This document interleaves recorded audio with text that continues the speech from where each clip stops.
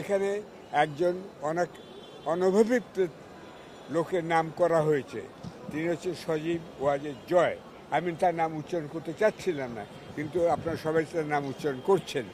তারই অপহরণ মামলায় আমি এখানে আছি, তথাকথিত একটা মামলায়, যেটা নিউ ইয়র্কে ডিসমিস করা হয়েছে এবং নিউ ইয়র্কে বলে দেওয়া হয়েছে এই মামলায় শফিক রহমানের নাম যেন কোথাও না থাকে। যদি আপনাদের সেই মামলার সারসংক্ষেপ চান অথবা পূর্ণ মামলার বিবরণ চান, আমার উকিল সাহেবের কাছে পেয়ে যাবেন আপনারা। আমার নাম আমেরিকাতে নাই, 10,000 মাইল দূরে যেখানে মামলা হয়েছিল। নাও আমি আপনাদের একটা চ্যালেঞ্জ দিচ্ছি, চ্যালেঞ্জ চ্যালেঞ্জ চ্যালেঞ্জ।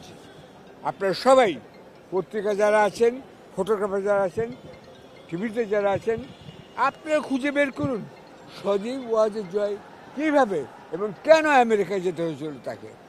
আপনারা সেটা দেখেন না কেন? আজকে আমার বিরুদ্ধে মামলা হচ্ছে, আপনারা খুঁজে বের করুন আব্দুল আলম মিন্টুর সামনে, বাড়ির সামনে মধ্যরাতে একটা গাছের গোড়ায় কীভাবে জনতা ব্যাংকের একজন স্টাফ গাছের পৃষ্ঠে মারা যান।